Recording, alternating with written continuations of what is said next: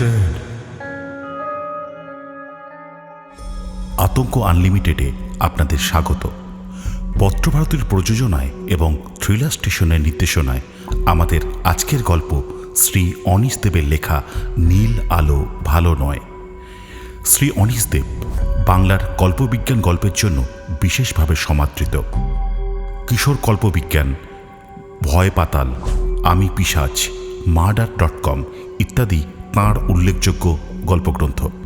প্রধান নেশা রহস্য, গোয়েন্দা, অলৌকিক, কল্পবিজ্ঞান ও নানাবিধ বিজ্ঞান চর্চামূলক বই লেখা। 1998 সালে প্রাচীন কলা সাহিত্য পুরস্কার এবং 1999 সালে পান ডক্টর জ্ঞানচন্দ্র ঘোষ জাতীয় পুরস্কার। গল্প শুরু করার আগে আসুন শুনে নিই লেখকের মুখ থেকে কিছু কথা। নমস্কার শ্রোতা বন্ধুরা, আমি অনীশ দেব। আপনারা শুনছেন আতঙ্ক আনলিমিটেড। আজকের গল্পটি নেওয়া হয়েছে পত্রভারতী থেকে প্রকাশিত আমার বই লাশ তালাশ থেকে। শুরু হচ্ছে নীল আলো ভালো নয়।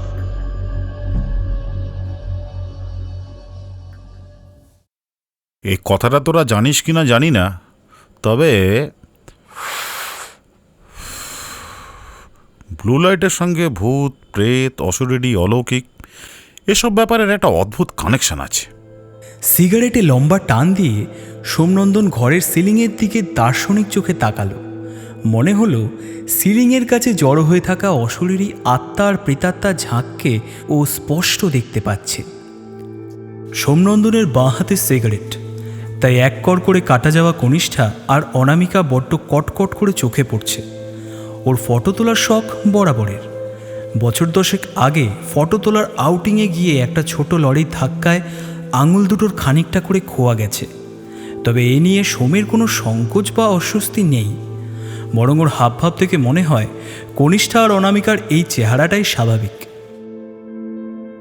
নিজের সামান্য খুঁড়িয়ে চলা নিয়েও সোমনন্দনের দৃষ্টিভঙ্গি একই রকম। জন্মসূত্রে পায়ের এই দোষটাও পেয়েছে, কিন্তু সোম সেটাকে গুণ বলে ভাবে। বলে পায়ের এই ডিফেক্টের জন্যই সহজে সকলের চোখে পড়া যায়। সেই জন্যই কি আপনি ওই ব্লু লাইটটা জেলে রেখেছেন সোমদা?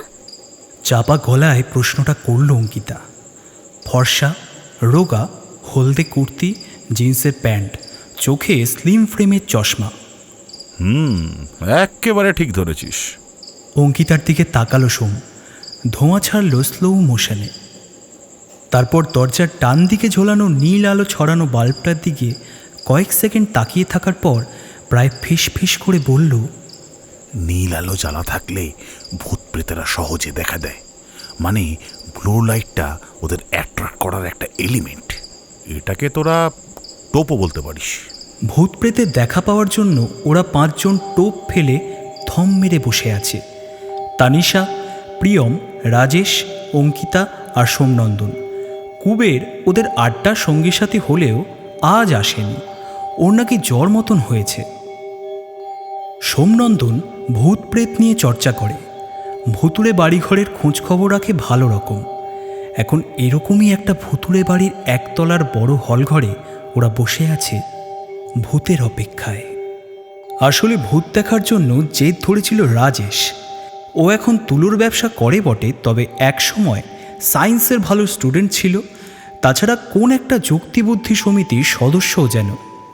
ভূত প্রেত আর অশরীরী অলৌকিক ব্যাপারগুলো বন্ধুমহলে আড্ডা আর খোশ গল্পের একটা জোরালো জবরদস্ত আইটেম। মাস দুয়েক আগে তুমুল আড্ডায় যখন ভূত প্রেত নিয়ে প্রবল আলোচনা হচ্ছিল, তখন আর সবাই ভূত আর প্রেতাত্মার ফরে কথা বললেও রাজেশ বেরসিকের মতো প্রোটেস্ট করে বসে। বলে যে ভূত টুত বলে আসলে কিছু নেই, সবটাই আমাদের কল্পনা আর হাওয়াবাজি। আড্ডার মনোরঞ্জনী ভোজের আসরে এই আইটেমটা ছিল স্রেফ চাটনি। আমি শুধু দুটো অঙ্ক জানি সোমদা, যোগ আর বিয়োগ। দুটোই স্ট্রেট কাট, কোনো মারপ্যাচ নেই। তো সেই রকম যদি নিজের চোখে ভূত দেখতে পাই, তাহলে আমার অন্য অন্য বিলিফের সঙ্গে ভূতের বিলিফটাও যোগ করে নেব। আর যদি না দেখতে পাই তো বিয়োগ। Any objection? শেষের প্রশ্নটা অনেকটা চ্যালেঞ্জের সুরে ছুঁড়ে দিয়েছে রাজেশ। পান মশলা চিবোতে চিবোতে মজা এবং ব্যঙ্গের অভিব্যক্তি সারা মুখে মাখিয়ে বাকি 4 জনের দিকে একে একে তাকিয়েছে। ফলে সোমনন্দনের মধ্যেও ওকে ভূত দেখানোর একটা জেদ তৈরি হয়ে গেছে। প্রতি রোববার রাত 8টা নাগাদ রাজেশ, প্রিয়ম, কুবের, তানিশা আর অঙ্কিতা সোমনন্দনের দোতলার ড্রয়িং রুমে হানা দেয়। কয়েক বছর আগে ওরা 6 জন একই কলেজের স্টুডেন্ট ছিল। সাবজেক্ট আলাদা আলাদা হলেও ব্যাচ একই ছিল। আর সোমনন্দন বয়সে ওদের চেয়ে বছর 3 বড়, কিন্তু কয়েকবার ফেল টেল করে ওদের ব্যাচেরই হয়ে গিয়েছিল। ভুতুড়ে বাড়ি মানে হন্টেড হাউসের তত্ত্ব তালাশ রাখাটা সোমনন্দনের বহু বছরের শখ। সিলেবাসের পড়ায় ফাঁকি মেরে ফেলের সঙ্গে কয়েকবার মোলাকাত হয়ে গেলেও হন্টেড হাউসের ব্যাপারে পড়াশোনা বিস্তর। বাকি 5 জনের মধ্যে 4 জন ভূতপ্রেতের ব্যাপারটা মানামানির মাঝামাঝি জায়গায় দাঁড়িয়ে থাকলেও রাজেশ কট্টর বিরোধী পক্ষ। ওর স্পষ্ট মত, হন্টেড হাউসের জায়গা শুধুমাত্র মানি স্কোয়ার জাতীয় শপিং কমপ্লেক্সে এন্টারটেইনমেন্ট ইউনিট হিসেবে, তার বেশি কিছু নয়। এরকম বহু তর্ক বিতর্ক আর আলোচনার পর শেষ পর্যন্ত আজকের এই ভুতুড়ে বাড়ি। কাশীপুরে গঙ্গার ধারে কোনো রকমে খাড়া হয়ে দাঁড়িয়ে থাকা ইট কাঠ বের করা একটা 3 তলা বাড়ি। ইটের নানান ফাঁক ফোকর থেকে বেরিয়ে এসেছে বট অশ্বত্থের চারা, আর 3 জায়গায় বড়সড় মাপের গাছ বেড়ে উঠেছে। তাদের ডালপালা থেকে অসংখ্য ঝুড়ি নেমেছে। হিসেব মতো এই ধরনের ল্যাক ব্যাগার্নিস বাড়ির গায়ে কলকাতা কর্পোরেশনের বিপজ্জনক বাড়ি এই নোটিশ ঝোলার কথা, কিন্তু সেটা যে কোনো কারণেই হোক ঝোলানো হয়নি। বাড়িটার সব জায়গায় কমলা রঙের ইট দাঁত বের করে হা হা করছে, তাই ইটের রঙই বাড়ির রং। বাড়ির সবকটা জানলা বন্ধ, আর যেগুলো খোলা সেগুলোর পাল্লা হয় কাত হয়ে ঝুলছে, নয়তো পুরোপুরি খসে পড়েছে। পাল্লার কাঠের রং রোদে জলে এমন আবছা যে শুরুতে কি রং ছিল সেটা আন্দাজ করা মুশকিল। তবে সেই বাড়িরই বারান্দা কিংবা ছাদের আলসেতে যখন গামছা, ধুতি, লুঙ্গি ইত্যাদি শুকোতে দেখা যায়, তখন বোঝা যায় যে এই বাড়িটায় শুধু ভূতেরা একা রাজ করে না। পশ্চিম দিক থেকে গঙ্গার হু হু বাতাস ছুটে আসে পুরো বাড়িটার দিকে। তার শত ছিদ্র দিয়ে শোঁ শোঁ শব্দে ঢুকে পড়ে। মনে হয় কয়েকশো ফুটোওয়ালা একটা বাঁশি যেন বাজছে। বাড়িতে ঢুকে তারপর ওই বাতাস কণারা কি করে কে জানে। দুপুরের রোদে অষ্টাবক্র বাড়িটা প্রথম দেখার পর তানিশা আহ্লাদে আটখানা হয়ে উঠেছিল। সত্যি সোমদা, তুমি যে একখানা হন্টেড হাউস জোগাড় করেছো না, জাস্ট ব্যাপক। সিগারেটে টান দিয়ে সোমনন্দন গম্ভীর গলায় বলল, খোঁজ পেয়েছি অনেক মেহনত করে। গিরিশ মঞ্চের কাছে সকালে যে আনাজপাতির বাজার বসে, সেখানে এক সবজিওয়ালার কাছে প্রথমে ঝিটকুরামের খোঁজ পাই। তারপরে ঝিটকুরামি এই বাড়িটার খোঁজ দেয়। রাজেশ কপালে ভাঁজ ফেলে বাড়িটা খুঁটিয়ে জরিপ করছিল। একটু যেন চমকে উঠে তাকালো সোমনন্দনের দিকে। ঝিটকুরাম? সে আবার কে? সোমনন্দন আঙুলের ফাঁকে ধরা ছোট হয়ে আসা সিগারেটটা রাস্তার ধারের নর্দমায় ছুঁড়ে দিল। নর্দমায় কালচে জল, রাজ্যের আবর্জনা, আর সেখানে একটা বেড়াল আর হাফ ডজন কাকের ভিড়। ওরে, ঝিটকুরাম হলো এই বাড়িটার একমাত্র মানুষ বাসিন্দা, মানে কেয়ারটেকার। ঘোষদের কেয়ারেও থাকে, অন্তত ঝিটকুরাম তো তাই বলে। ওর গলায় রুদ্রাক্ষের মালা আর বগলে হনুমান চালিসা, ব্যাস এতেই ওর প্রোটেকশনের কাজ হয়ে যায়। নইলে এই ভূত ঠিক ঠিক করা এইরকম একটা মানদাতার আমলের পোড়ো বাড়িতে কি আর সাহস করে মানুষ থাকতে পারে? ছোট্ট করে হাসল সোমনন্দন। ওরা সবাই বাড়ির কাছাকাছি এসে গেছে। রাজেশের পিঠ আলতো করে চাপড়ে দিল সোম, তারপর হেসে বলল, বুঝলি, রুদ্রাক্ষ আর হনুমান চালিসার জোরে ঝিটকুরাম কোনো ভূতকেই আর তোয়াক্কা করে না। আপন খেয়ালে দিব্যি এই বাড়ির আনাচে কানাচে ঘুরে বেড়ায়। বুঝলাম। তবে আমার এসব অটো সাজেশন দিয়ে কোনো লাভ নেই সোমদা। আমার তো বলেইছি, স্রেফ 2 অঙ্ক, যোগ আর বিয়োগ। তুমি যদি ভূত দেখিয়ে প্রুফ করতে পারো যে মালটা আছে তো আছে, আদারওয়াইজ নেই। রাজেশের কথার ঢংটা কেমন জঙ্গি গোছের শুনিয়েছিল, কিন্তু সোমনন্দন বেশ শান্ত ও সিরিয়াসভাবে জবাব দিল, দেখো রাজেশ, ভূতের দেখা পাওয়াটা বেশ লাকের ব্যাপার। ঠিক জায়গায় আস্তানা গেড়ে ভূত প্রেতের পছন্দসই পরিবেশ তৈরি করে তারপর ধৈর্য ধরে ওয়েট করতে হয়, আর তারপর হলো কপাল। শোনো সোমদা, আমি ওসব লাখ ফাঁকের কথা জানি না। তুমি যদি আজ আমায় জেনুইন ভূত দেখাতে পারো তো আমি আমার প্রমিস রাখবো। আমি তো আগেই বলে দিয়েছি, ঠিকঠাক ভূত দেখাতে পারলে তোমাদের সবাইকে তাজ বেঙ্গলে সুপার ডিনার খাইয়ে দেবো। এ কথায় অঙ্কিতা, প্রিয়ম আর তানিশা মজা করে আওয়াজ তুলল। প্রিয়মের হাতে সোমনন্দনের ব্রিফকেস। ওটা হাতে ঝুলিয়ে সোমদার হাঁটতে কষ্ট হবে বলে ও একরকম জোর করেই ওটা সোমের হাত থেকে কেড়ে নিয়েছে, কারণ আগেই ও জানতে পেরেছিল বাস রাস্তায় নামার পর ওই ভুতুড়ে বাড়িতে পৌঁছাতে হলে অনেকটা হাঁটা পথ পেরোতে হয়। হাঁটতে হাঁটতে প্রিয়ম খানিকটা পিছিয়ে পড়েছিল। তাড়াতাড়ি পা চালিয়ে ও রাজেশের পাশে এসে পড়ল। তারপর ওকে বেশ চাটার ঢঙে বলল, দেখেছো বস, বাড়িটার লুকটা কেমন অ্যাট্রাকটিভ, মানে বেশ ভুতুরে ভুতুরে, কিন্তু আর একটু কাছাকাছি গেলে হয়তো ভূতের গন্ধও পাওয়া যাবে। সো তুমি তোমার মালটা রেডি করো, তোমার ঘাড় ভেঙে কিন্তু আমরা তাজে গিয়ে ডিনার খাচ্ছি। প্রিয়মের দিকে তাকিয়ে হাসল রাজেশ। মাল রেডিই আছে, শুধু তোরা এক পিস মাল আমাকে দেখাতে পারলেই সুপার ডিনার, তা নইলে কিন্তু কেস কেরোসিন। তানিশার এক কানে ইয়ারফোন গোঁজা, মোবাইলে গান শুনছে। এই অবস্থাতেই ওকে দেখা যায় বেশি। ও রাজেশের মনোযোগ টানতে ওর জামা ধরে টান মারল। এই শোন, 100% শিওর না হয়ে সোমদা কিন্তু কখনো কোনো স্টেপ ফেলে না। বাড়িটার দিকে একবার ভালো করে তাকিয়ে দেখ, এই বাড়িতে ঘোস্ট আছেই, আমি শিওর। দেখা যাক। অঙ্কিতা বলল, কুবেরটা এলে ভালো হতো, আজকে দিনটাতেই ওর জ্বর হলো, অ্যাডভেঞ্চারটা পুরো মিস করলো বেচারা। তানিশা গালের ওপর এসে পড়া চুলের ঝালর আলতো হাতে সরিয়ে দিল। রোদটা বেশ চড়া লাগছে। সাইড ব্যাগ থেকে সানস্ক্রিন লোশন বের করে আর এক দফা লাগাতে পারলে ভালো হতো, কিন্তু এই রাস্তার মাঝে ব্যাপারটা অকওয়ার্ড দেখাবে।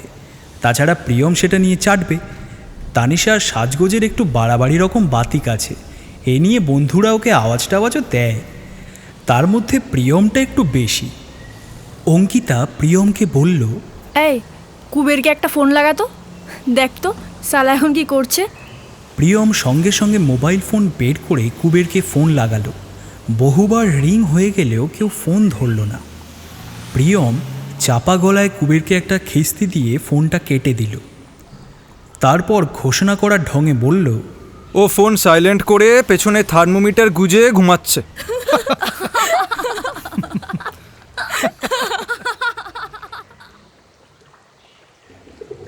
ওরা 5 জন বাড়িটার সামনে এসে পড়েছে। বাড়িতে ঢোকার দরজা একটা আছে বটে, তবে সেটা ছাড়াও আরও দুটো বড় বড় খোঁদল তৈরি হয়ে গেছে, যেগুলোকে সেমি এন্ট্রেন্স কিংবা উপপ্রবেশ পথ বলা যায়। মেইন দরজাটার কাছাকাছি বেশ কিছু খসে যাওয়া ইট পড়ে আছে, তার সঙ্গে চুন সুরকির গুঁড়ো। দরজার মাথায় এদিক সেদিকে পুরনো আমলের স্তম্ভ আর খিলানের কাজ, তবে তার অনেকটাই খসে ধসে পড়েছে। সেগুলোর ফাঁক ফোকরে গোলা পায়রার দল বেশ নিশ্চিন্তে সংসার পেতে বসেছে। ওরা দরজায় হাজির হতেই পায়রাদের বকবকম বেড়ে গেল। 2-1টা পায়রা ডানা ঝাপটে উড়ে চলে গেল। দরজার একটা হেলে পড়া পাল্লায় একটা বড় মাপের লোহার কড়া কোনো রকমে ঝুলছিল। সোমনন্দন হাত বাড়িয়ে সেটা ধরে নাড়া দিল, আর একই সঙ্গে ডাক পাড়ল, সঙ্গে সঙ্গে সাড়া পাওয়া গেল। বাড়িটার একপাশে নর্দমা ঘেঁষে দাঁড় করানো রয়েছে দুটো ঠেলা গাড়ি আর একটা সাইকেল ভ্যান। একটা ঠেলা গাড়ি মাল বোঝাই, মালের ওপরে নীল পলিথিনের চাদর জড়িয়ে দড়ি দিয়ে আষ্ঠে পৃষ্ঠে বাঁধা, আর সাইকেল ভ্যানটায় অগোছালোভাবে জং ধরা লোহালক্কর ডাঁই করা রয়েছে। ঝিটকুরামের কাছেই সোমনন্দন জেনেছিল বাড়িটা কি সাম জটেশ্বর রায়চৌধুরীর। প্রকাণ্ড বড়লোক, বহু বছর ধরে তারা এ বাড়িটায় থাকেন না। কাশীপুর থেকে বরানগরের মধ্যে তাদের আরও 4টে বাড়ি আর বাগান বাড়ি আছে, সবকটাই গঙ্গার তীর ঘেঁষে। সেই সব বাড়িতেই রায়চৌধুরীরা ভাগাভাগি করে থাকে। ঝিটকুরাম এ বাড়িটার কেয়ারটেকার, খুব ছোট বয়স থেকেই। রায়চৌধুরীদের এস্টেটের অফিস বাগবাজারে, সেখানে গিয়ে ঝিটকুরাম প্রতি মাসের মাইনেটা নিয়ে আসে। সোমনন্দনের কাছে আরও জানা গেছে, রায়চৌধুরীরা যতই এ বাড়ির মালিক হোক না কেন, এ বাড়ির আসল মালিক বলতে গেলে ঝিটকুরাম। বাড়িটার গোটা 3 ঘর 2টো কোম্পানিকে ও গোডাউন হিসেবে ভাড়া দিয়েছে। তাতে 2টো বাড়তি পয়সা আসে। তা দিয়ে ও 3 তলার একটা ঘরে হনুমানজির পুজো পাঠ করে প্রসাদ চড়ায়, এবং তার পাশের ঘরটিতেই ও থাকে, একেবারে হনুমানজির পাশে। সবই হনুমানজির ইচ্ছে। আজকের ভূত দেখা প্রোগ্রামের জন্য সোমনন্দন ঝিটকুকে নগদ 500 টাকা দিয়েছে। সেই টাকায় অবশ্য সোম, তানিশা, কুবের, রাজেশ ওদের সবারই কন্ট্রিবিউশন আছে। ওরা 5 জন বাড়িটাকে কৌতূহলে জরিপ করছিল। হ্যাঁ, চেহারা দেখে মনে হচ্ছে 200% ভুতুড়ে বাড়ি, কিন্তু ভূতেরা কেউ লজ্জা শরম ছেড়ে দেখা দেবে কিনা সেটাই প্রশ্ন। সদর দরজার হেলে থাকা পাল্লাটা টানা হ্যাচড়া করে সরিয়ে ঝিটকুরাম ওদের সামনে এসে হাজির হলো। সোমনন্দনকে দেখা মাত্রই নমস্কার করে খৈনির ছোপ ধরা দাঁত বের করে হাসল। आप लोग आ गइल बा। সোমনন্দন হাত ঘড়ির দিকে এক পলক চোখ রেখে হেসে জবাব দিল, ঠিক সময়ই এসে গেছি। ঝিটকুরামের চেহারা বেশ ইমপ্রেসিভ।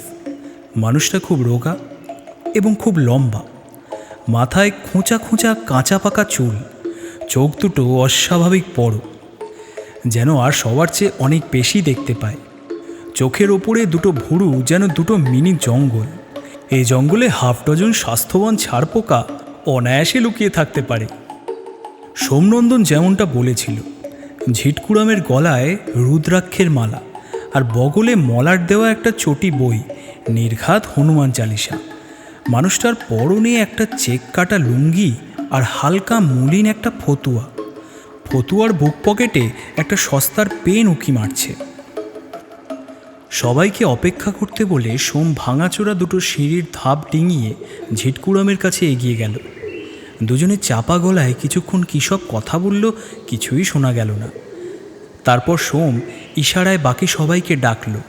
ঝিটকুরামের পিছন পিছন ওরা 5 জন দরজা পেরিয়ে বাড়ির ভেতর ঢুকল। রাজেশ ছিল সকলের পিছনে। ও হঠাৎই কপালে হাত ছুঁয়ে বুকে ঠেকালো। তারপর পকেটে হাত ঢুকিয়ে একবার পরখ করে নিল যে ছোট টর্চ লাইটটা জায়গা মতন আছে কিনা। একতলার একটা বড় হল ঘরে ঝিটকুরাম ওদের বসার ব্যবস্থা করেছিল। ব্যবস্থা বলতে ফাটল ধরা মেঝেটাকে একটু ঝাঁটপাট দিয়ে একটা বড় শতরঞ্জি পেতে দেওয়া। শতরঞ্জিটা লোকাল একটা ডেকোরেটরের কাছ থেকে ভাড়া নেওয়া। এছাড়া সোমনন্দনের কথা মতো ঘরে ইলেকট্রিক লাইনের ব্যবস্থাও করেছে ঝিটকু। ঘরের সিলিং থেকে একটা 100 ওয়াটের বাল্ব আর একটা ফ্যান ঝুলছে। সেগুলো অন অফ করার জন্য দেওয়ালের গায়ে প্লাস্টিকের দুগাছা করে তার ঝুলছে। তার প্রান্তে একটা করে সাদা বেড সুইচ। ঘরের দরজায় কোনো পাল্লা নেই, খোলা মুখ হা হা করছে। দরজার ফ্রেমটা ঘুণ ধরে বহু জায়গায় ঝাঁঝরা হয়ে গেছে। সোমনন্দন সুইচ দুটো টিপে আলো আর পাখা চালু করে দিল।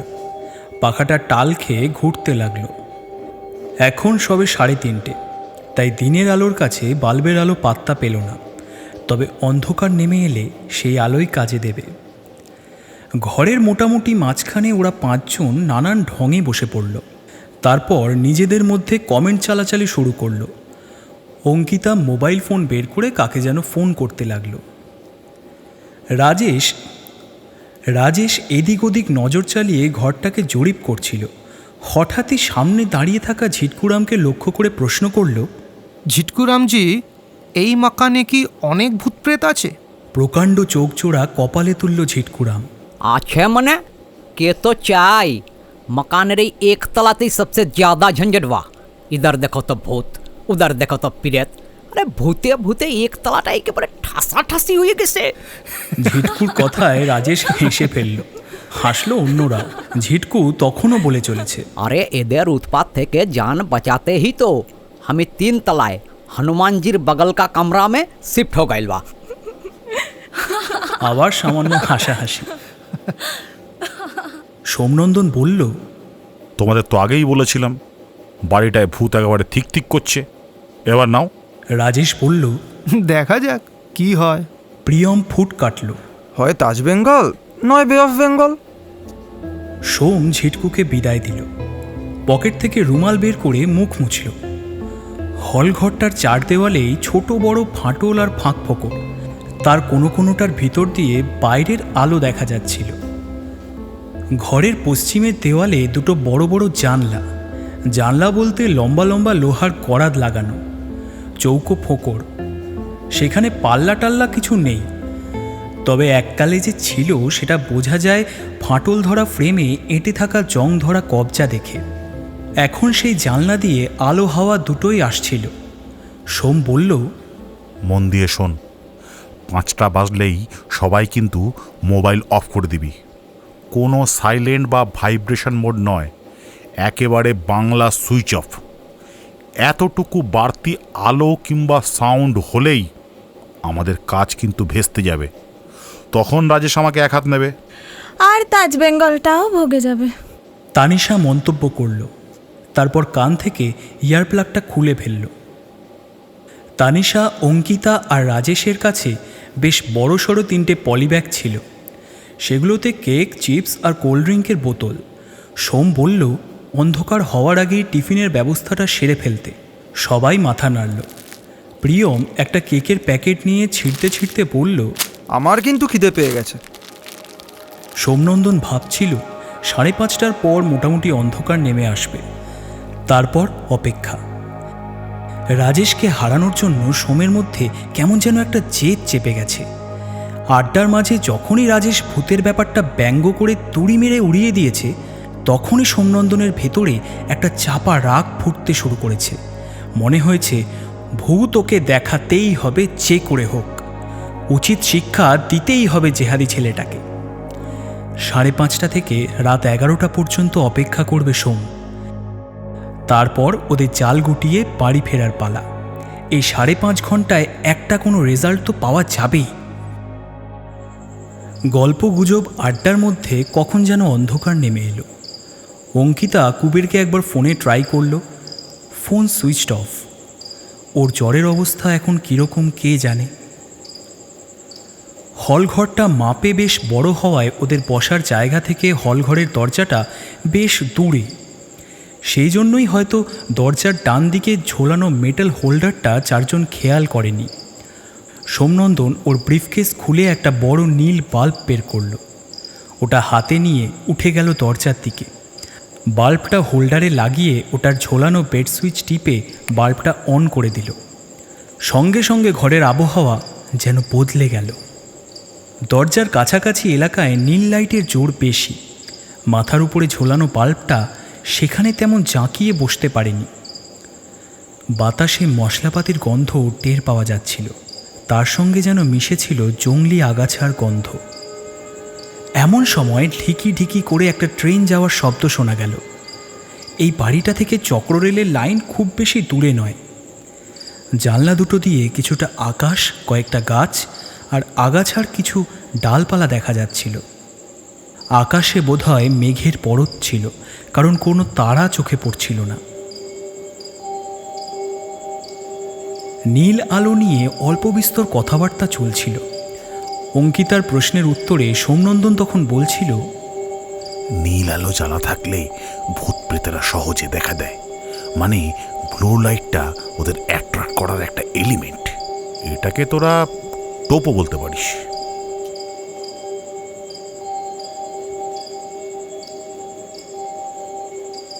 অত বড় হল ঘরে বাল্বের আলোটা মলিন দেখাচ্ছিল। সে আলো আনাজ কানাজ পর্যন্ত পৌঁছাতে পারছিল না। ওরা চুপচাপ অপেক্ষা করতে লাগলো। মাঝে মাঝে খুটুর খাটুর শব্দ শোনা যাচ্ছিল। নিশ্চয়ই ইঁদুরের কাণ্ড, সোমনন্দন ভাবছিল।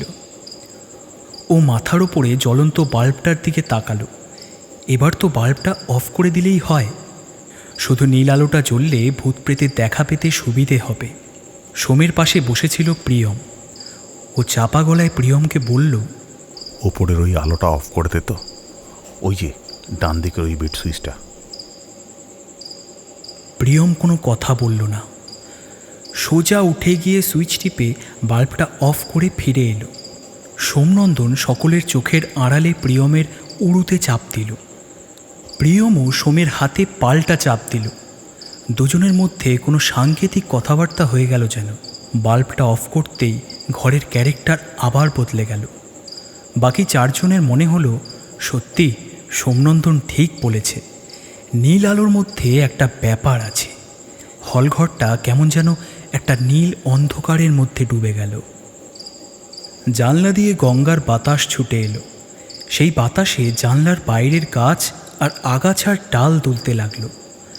মশলাপাতির গন্ধটা সকলের নাকের সঙ্গে লুকোচুরি খেলছিল। এই আছে তো এই নেই। মনে মনে ঝিটকুরামের তারিফ করছিল সোম। মানুষটা টাকা নিয়েছে বটে, কিন্তু তার বিনিময়ে কাজগুলো একেবারে ঠিকভাবে করেছে। যেমন এখন একতলার পিছন দিকের মশলার গোডাউনে গিয়ে ও নিশ্চয়ই টেবিল ফ্যান চালিয়ে মশলার গুঁড়ো থেকে বাতাসে ওড়াচ্ছে। সেই জন্যেই এই হলঘরে মশলার গন্ধটা একবার বাড়ছে একবার কমছে। রাজেশের নাক সুরসুর করছিল। একটা হাঁচিও কয়েকবার চেষ্টা করেও চাপতে পারল না। রুমাল দিয়ে মুখ মুছে ও চাপা গলায় বলল, বাড়িটাতে মনে হয় মশলাপাতির গোডাউন রয়েছে। নীল রঙের আবছা আলো অন্ধকারে রাজেশের দিকে তাকালো সোম। নিচু গলায় বলল, হ্যাঁ আছে। আসলে এই বাড়িটায় 1946-এ দাঙ্গার সময় একটা গোডাউনের ভেতরে একসঙ্গে 8 জন মারা গিয়েছিল, তাও আবার অপঘাতে। আগেও তোদের বলেছিলাম ব্যাপারটা। 8 জনের মধ্যে 3টে বাচ্চা ছিল, 8 থেকে 11 বছর, 2টো ছেলে আর একটা মেয়ে। কি করে মারা গিয়েছিল ওরা? খুন্ডারা কেটে ফেলেছিল? তানিশা জানতে চাইল। না, গুন্ডারা বড় বড় নেপালা আর শোট নিয়ে এ বাড়িতে ঢুকে পড়েছিল। প্রাণে বাঁচতে ওই 8 জন গোডাউনে রাখা মশলা স্তূপের ভেতর লুকিয়ে পড়েছিল। সে সময় এ বাড়ির একতলায় রায়চৌধুরীরা গুঁড়ো মশলা প্যাকিংয়ের ব্যবসা করত। তো ওরা প্রাণ বাঁচাতে মরিয়া হয়ে মশলা স্তূপের ভেতর ঢুকে পড়েছিল। তাতে তখনকার মতন প্রাণে বাঁচলেও মশলার গুঁড়োর হাত থেকে কেউ বাঁচতে পারেনি। নাকে মুখে চোখে মশলা ঢুকে ওই 8 জনই দম আটকে মারা গিয়েছিল। বাচ্চা 3টে প্রাণপণ চেষ্টা করেও কাঁদতে পারেনি। বোবা পশুর মতো ছটফট করতে করতে মারা যায় ওরা। বড় করে একটা শ্বাস ছাড়ল সোম। বাকি সবাই দম বন্ধ করে সোমের কথা শুনছিল। এসব কথা মোটেও আগেও বলেনি, শুধু বলেছিল এ বাড়িতে নাকি 8 জন অপঘাতে মারা গেছে। সোমনন্দন আবার বলল, হন্টিংয়ের ব্যাপারগুলো তারপর থেকেই শুরু হয়। কি টাইপের হান্টিং? অঙ্কিতা জিজ্ঞেস করল। ওর গলাটা বেশ কেঁপে গেল। ওই হন্টিং যেমন হয় আর কি, তবে সবচেয়ে প্যাথেটিক হচ্ছে বাচ্চাদের কান্না। নাক টেনে টেনে ফুঁপিয়ে ফুঁপিয়ে কান্না। শুনেই মনে হয় যেন ওদের দম আটকে যাচ্ছে। এক ফোঁটা বাতাস টানার জন্য ওদের নাক মুখ দিয়ে যে কি মর্মান্তিক হেঁচকির শব্দ বেরিয়ে আসছে। সোমনন্দনের কথা শেষ হলো না। হঠাৎই শোনা গেল হেঁচকির শব্দ আর কান্না। কয়েকটা বাচ্চা কাঁদছে। ভয়ঙ্কর শ্বাস টানার শব্দে ঘরের বাতাস কেঁপে কেঁপে উঠতে লাগলো। জলের নিচে অনেকক্ষণ ধরে মাথা ঠেসে ধরে রাখলে দম আটকে যাওয়া মানুষ যেভাবে শেষ মুহূর্তে মরিয়া হয়ে ঝটাপটি করে জলের ওপর মাথা চাগিয়ে তুলে বিকৃত শব্দ করে শ্বাস টানে, ঠিক সেই রকম শব্দ শোনা যেতে লাগলো বারবার। অনুনাদে নীল বাল্বটা বোধহয় কাঁপতে লাগলো, কারণ নীল আলোয় তৈরি হওয়া ছায়াগুলো কাঁপছিল। তানিশা ভয় চিৎকার করে উঠল। অঙ্কিতা চেঁচিয়ে বলে উঠল, সোমদা এসব কি হচ্ছে? এগুলো কাদের চিৎকার? কারা কাজ যেমন করে? অঙ্কিতা উঠে দাঁড়াতে যাচ্ছিল, সোম ওকে হাত ধরে টেনে বসিয়ে দিল। কী সব পাগলামো করছিস? এখন সবাই জোট বেঁধে থাকাটাই মঙ্গল। রাজেশ কখন যেন প্রিয়মের হাত জড়িয়ে ধরেছিল। ভয় কাটাতে সেই অবস্থাতেই মিনমিন করে বলল, এগুলো ভূত প্রেত কিছু নয়, ভূতরা চিৎকার করতে পারে না, ওদের ভোকাল কর্ড বাতাস দিয়ে তৈরি, আমি জানি। ঠিক তখনই কান্নার শব্দগুলো থেমে গেল, শ্বাস টানার শব্দগুলো আর শোনা গেল না। রাজেশ প্রিয়মের হাত ছেড়ে দিয়ে সোমনন্দনের পিঠে টোকা দিয়ে মনোযোগ টানল, বলল, সন্ধ্যা, এই শব্দটব্দগুলোকে কিন্তু ভূত দেখা দিয়েছে টাইপের কিছু বলা যাবে না। দেখা দেওয়া মানে সত্যি সত্যি দেখতে পাওয়া। Seeing is believing. প্লিজ এখন চুপ কর, বেশি কথা বললে কাজ ভেস্তে যাবে, একদম চুপ। রাজেশ চুপ করে গেল বটে, কিন্তু অঙ্কিতা ফুঁপিয়ে উঠল, আমি বাড়ি যাবো সোমদা, আমি বাড়ি যাব। স্পষ্ট বোঝা গেল অঙ্কিতা বেশ ভয় পেয়েছে। সোমনন্দন ওকে সাহস দিয়ে বলল, আরে ভয় কিসের, আমরা তো সবাই আছি, আর বেশিক্ষণ হয়তো লাগবে না। কথা বলতে বলতে সোম ভাবছিল আর যা কিছু হওয়ার সেসব 1-1.5 ঘন্টার মধ্যেই হয়ে যাবে। ব্যবস্থা সেরকমই করা আছে। আর বাচ্চাদের কান্না, হেঁচকি তোলার বা শ্বাস টানার শব্দ ঠিক যেমনভাবে রেকর্ড করা হয়েছিল ঠিক সেইভাবেই বেজেছে। একটুও বোঝা যায়নি যে সাউন্ড সিস্টেমে প্লেব্যাক করা হচ্ছে। এখনকার দিনে ঠিকঠাক খরচ করলে ঠিকঠাক নিখুঁত জিনিসই পাওয়া যায়। রাজেশ বলছে, সিইং ইজ বিলিভিং। মনে মনে হাসল সোম, তারপর মনে মনেই বলল, রাজেশ মেরে ইয়ার, একটু ওয়েট কর, পিকচার अभी বাকি হ্যায়। সোমনন্দন হন্টেড হাউস অনেক দেখেছে, কিন্তু ভূতেদের হন্টিং কখনো দেখেনি। বেশ কয়েক বছর ধরে হন্টেড হাউস নিয়ে চর্চা করার পর ওর মনে হয়েছে ওসব বাড়িতে পুরনোকালে একসময় হয়তো ভুতুড়ে উৎপাত হতো, কিন্তু নগরায়নের দুরন্ত গতি আর মডার্ন টেকনোলজি কয়েক দশক আগেই সমস্ত ভূত প্রেতদের উদ্বাস্তু করে দিয়েছে। রাজেশের কথাই হয়তো ঠিক। জেনুইন হন্টেড হাউসের জায়গা শুধুমাত্র মানি স্কোয়ার জাতীয় শপিং মলে, যেখানে টেকনোলজি দিয়ে তৈরি করা ভূত প্রেত দর্শকদের ভয় দেখায়। কিন্তু এত সব নেগেটিভ দিক থাকা সত্ত্বেও সোমনন্দন ভূত প্রেতে বিশ্বাস করে। ওর বিশ্বাস ওর জীবনে বেশ কয়েকটা অলৌকিক ঘটনা আছে, যেগুলো ও কোনোদিনই যুক্তি বা বুদ্ধি দিয়ে ব্যাখ্যা করতে পারেনি। রায়চৌধুরীদের বাড়ির দাঙ্গার সময়কার ঘটনাটা সত্যি এককালে ওদের গুঁড়ো মশলার প্যাকিংয়ের বিজনেস ছিল। এখনও এ বাড়িতে একতলায় যে কয়েকটা গুদাম ঘর আছে, তার মধ্যে 2টো গুঁড়ো মশলার। যতদূর মনে হয় পিছন দিকের কয়েকটা ঘর ঝিটকুড়ামি গোডাউন হিসেবে ভাড়া দিয়েছে।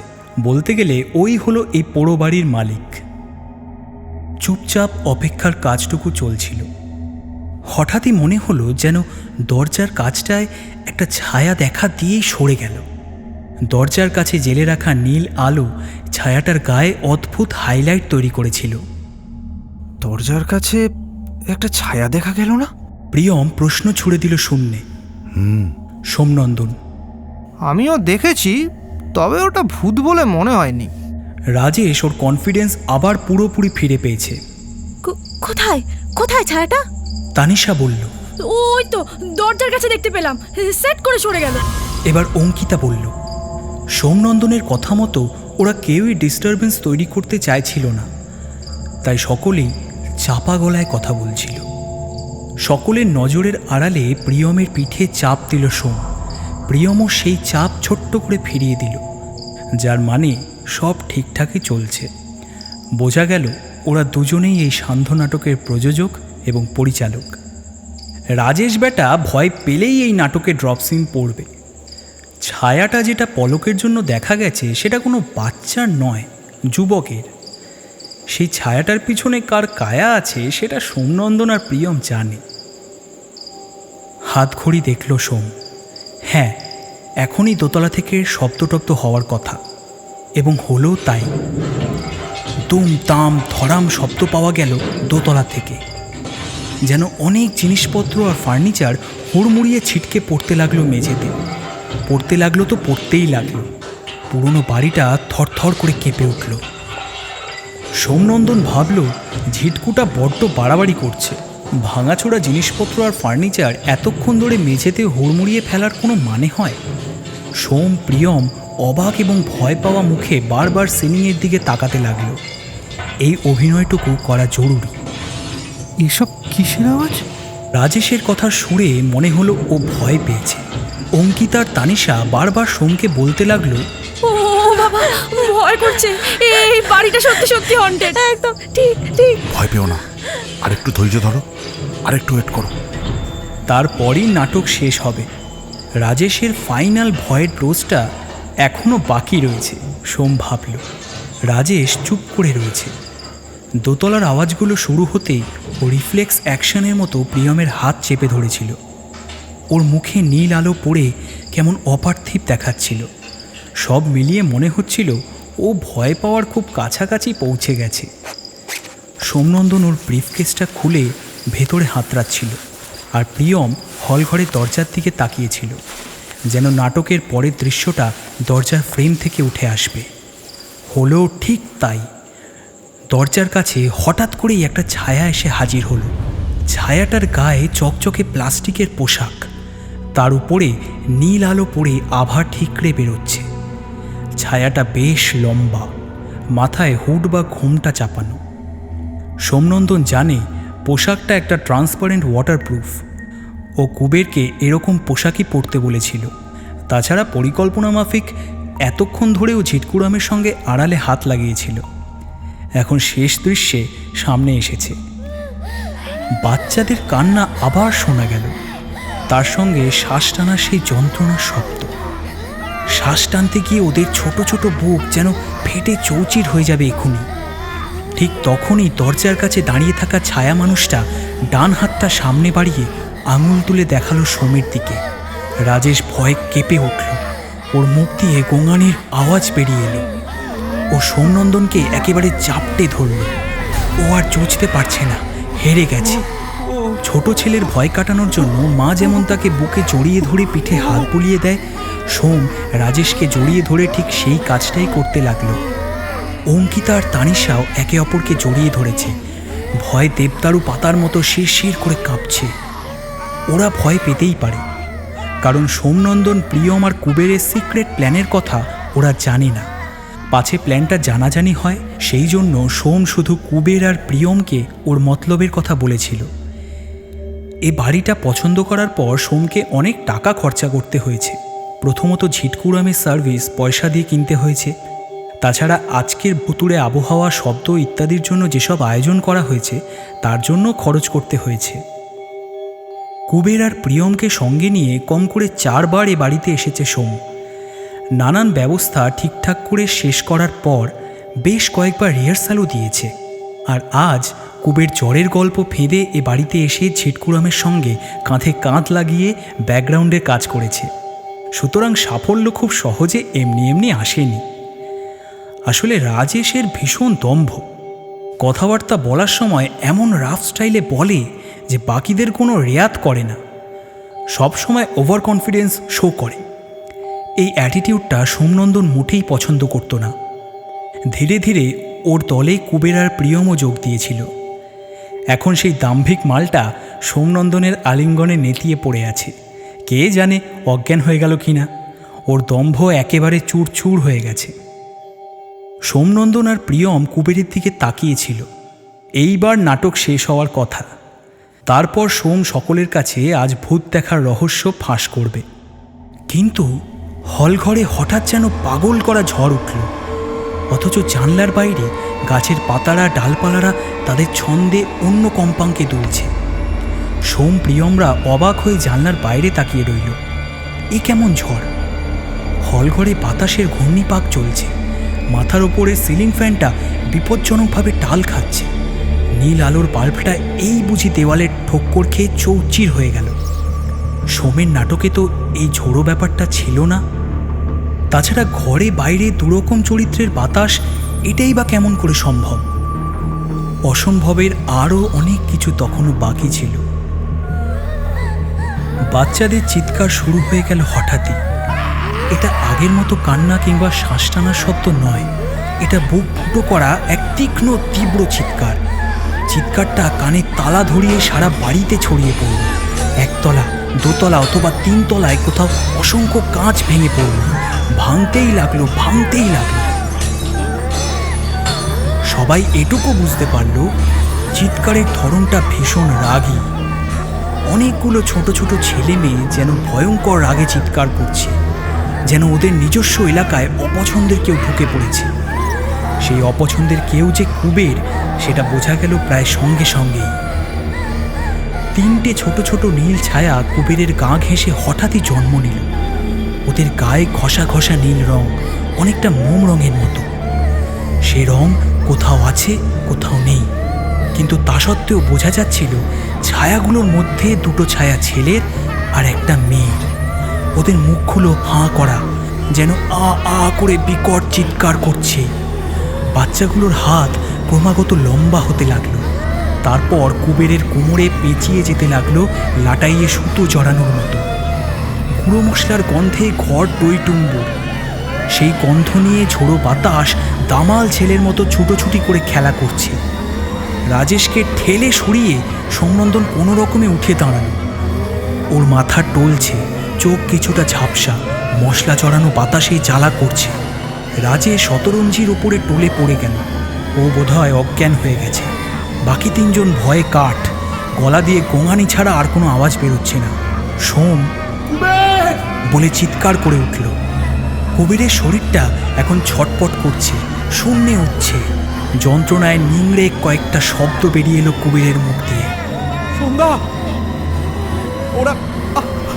ওরা আমাকে তোমাদের কাছে যেতে দিচ্ছে না। কুবেরের শরীরটা তখন অনেকটা শূন্যে উঠে গেছে। কোমরের কাছটা ধরে কারা যেন ওকে ওপরে তুলে ধরছে। ওর ছটফটানি কমে গেছে। নিস্তেজ শরীরটা উল্টানো ইউয়ের মতন ঝুলছে। আর ওর হাত আর পায়ের দিক দুটো ক্রমশ লম্বা হয়ে মাটি ছুঁয়ে ফেলতে চাইছে। সোমনন্দন আবার চিৎকার করে উঠল, কিন্তু কুবের ওর ডাকে আর সাড়া দিতে পারল না। অলৌকিক জেলের মতো লম্বা হয়েই চলল। ঠিক তখনই নীল আলোর বাল্বটা বাতাসের ঝাপটায় দেওয়ালে ঠোক্কর খেয়ে চুরমার হয়ে গেল।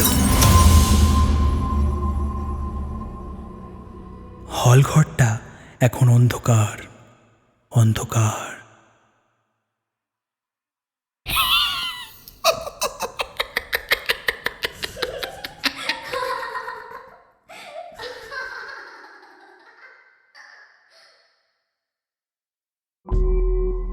শুনছিলেন গল্প নীল আলো ভালো নয়। গল্প পাঠে সৌভিক, সোমনন্দনের ভূমিকায় আমি রাজীব, রাজেশের ভূমিকায় বাবু, প্রিয়মের ভূমিকায় শুভম, অঙ্কিতার ভূমিকায় সৃজা, তানিশার ভূমিকায় মানসী, কুবের ও ঝিটকুরামের ভূমিকায় পার্থ। অসংখ্য ধন্যবাদ বি বুকসের কর্ণধার এশা চ্যাটার্জিকে আমাদের পাশে থাকার জন্য। গল্পটি ভালো লাগলে লাইক, শেয়ার ও সাবস্ক্রাইব করতে ভুলবেন না। দেখা হবে আতঙ্ক আনলিমিটেডের পরের গল্পে।